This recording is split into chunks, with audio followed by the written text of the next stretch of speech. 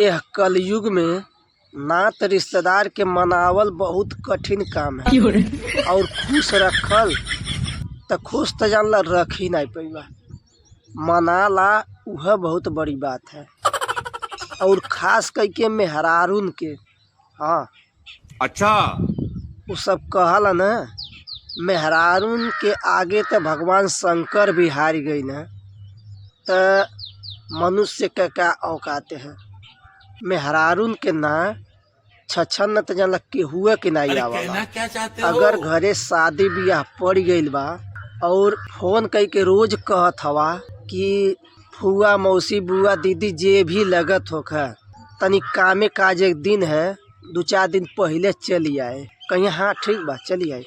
और अगर कहीं न्योता लेके चली गईला कार्ड दे दिहला आ जल्दी जल्दी में भुला गईला कि 2-3 दिन पहले चली आए ई बात ही कहल, तब त जानला कि तू घरे अब पहुँचबा नहीं तब तुहरे लगे खबर पहुँच जाई कि वो 2-4 दिन पहले ना आ पाई है।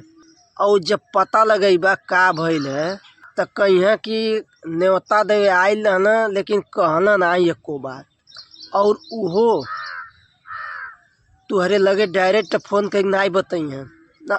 जैसे कार्ड दे के वहाँ निकलबा वैसा जानला दीदी बहनी लगे इधर उधर फोन कर के बता दिए कि फलाने बाबू हमारे लगे आइल रहना लेकिन एक नहीं कहना है कि 2-4 दिन पहले चली आए।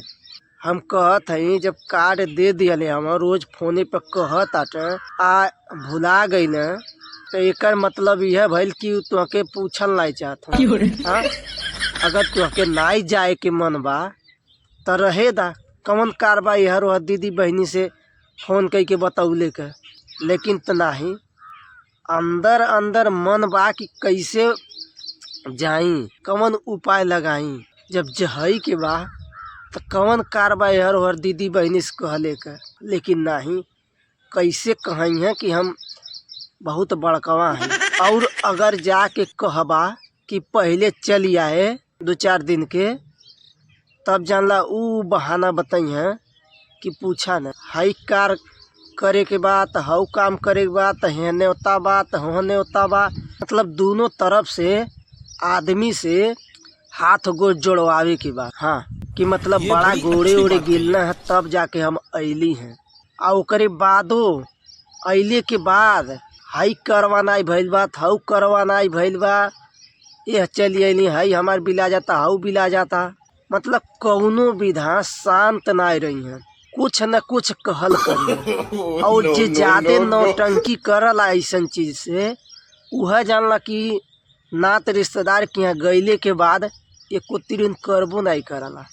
हाँ, हम तो कहती अगर ऐसन केहू के अंदर कमी होख है तो भाई अपन सुधार ले। और जे शादी ब्याह डलले होख है तो भाई साहब ऐसने मेहरारून के पहले ही से हाथ जोड़ के कह दे कि ब्याहे के दिन आए। हाँ स्पेशल कह दे। हमके लगा था ये हिसाब से अब यह कहू के पड़ी। आदमी बोलावला कि चठनात बात जुटे तो हमार कार हल्लुक होख है, लेकिन कार हल्लुक कम होला लेकिन कान गढ़ू ज्यादा हो जाला। हाँ कान के साथ साथ वहाँ पर जितना काम करे वाले आदमी रहन उ सब का दिमाग गढ़ू हो जाला इन्हन पर के बतिया सुन सुन के। हाँ आ वो कौनो ऐसन नीक बात नहीं बतियई है कि शादी ब्याह में आए हैं तो शादी ब्याह के बारे में रीति रिवाज और रस्म के बारे में बताई ना, ई कुल नहीं बतियई है।